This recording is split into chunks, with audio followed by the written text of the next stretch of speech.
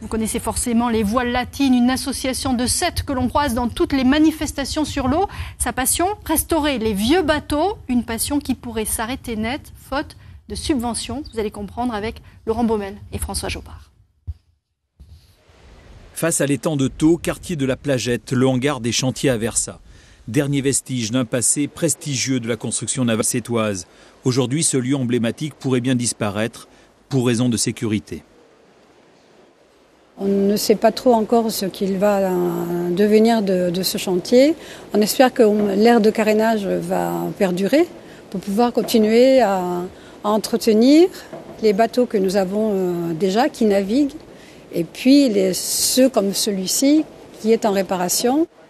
L'association Voiles Latines est très attachée à ce lieu. C'est ici qu'elle a élu domicile il y a plus de 10 ans sur le domaine public maritime pour restaurer barques et bateaux de travail. Il y avait 5 chantiers. Il y avait 5 chantiers encore voilà. dans les années 70. 5 chantiers.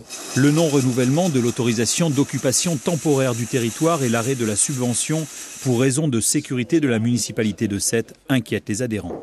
Ce qu'on ne peut pas envisager, c'est que nous soyons, exclus de ce lieu, parce que si ce lieu est livré à lui-même, eh bien, il va être pillé, il va être squatté, sans compter que nous avons ici des collections, nous avons des objets, nous avons des embarcations qui sont en cours de restauration. Qu'est-ce qu'elles vont devenir ? Depuis quelque temps déjà, l'association ne pouvait plus accueillir de public. La mairie est prête à rétablir la subvention de 10 000 € à une seule condition.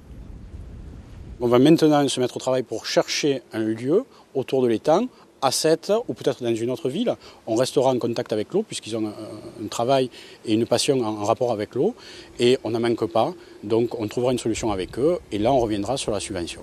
Quant à l'avenir du chantier à Versat, un projet de restauration est bien dans les cartons de la municipalité, coût estimé entre 700 000 et 1 million d'euros. Mais avec une dette qui a augmenté fortement, il est peu probable que ce soit une priorité pour le moment pour la mairie.